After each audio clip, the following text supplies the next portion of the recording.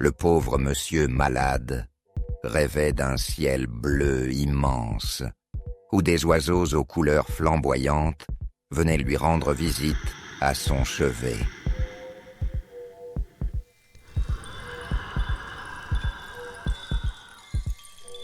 Le chant des oiseaux semblait murmurer des promesses d'ailleurs, des souvenirs d'un temps où son corps n'était pas une prison, où l'air sentait le lilas et la mer.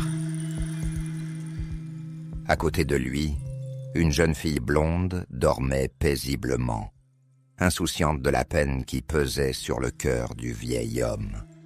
Il se demanda si elle rêvait aussi d'un ciel bleu. Elle paraissait si légère, si éloignée du poids des années et de la fatigue du monde.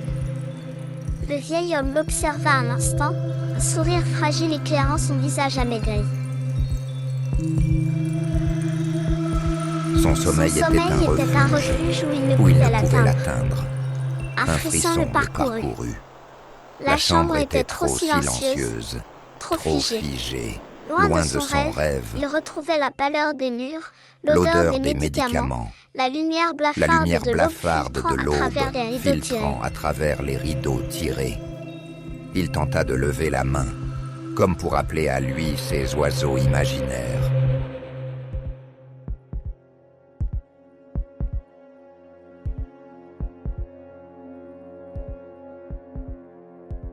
À travers la torpeur due à mon état fiévreux, j'ai perçu chez ma compagne, qui dormait au pied du lit, une sorte de vapeur qui s'émanait de son corps. Peut-être son âme? Allez savoir. Je n'en ai aucune idée.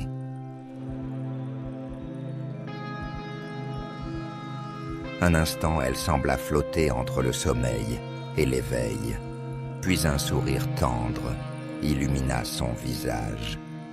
« Vous avez bien dormi, grand-père » murmura-t-elle. Le vieil homme cligna des yeux. « Grand-père » ce mot résonna en lui, avec une douceur infinie. « J'ai rêvé du ciel » répondit-il d'une voix faible. La jeune fille hocha la tête, comme si elle comprenait. Elle prit sa main dans la sienne, et dans ce simple geste, il sentit une chaleur plus forte que tous les soleils. « Racontez-moi. » Son regard, dit-elle un instant. Elle sembla flotter entre le sommeil et l'éveil, la maladie, puis un sourire tendre, et le temps illumina son visage. Il parla du ciel. « Vous avez bien dormi, grand-père » Des oiseaux flamboyants, murmura-t-elle. De la liberté que lui offrait son rêve. Le vieil homme cligna des yeux, et tandis qu'il parlait, « Grand-père » la jeune fille ferma les yeux. Ce mot résonna en lui, et s'imagina voler à douceur infinie. Sentit une chaleur plus forte que tous les soleils.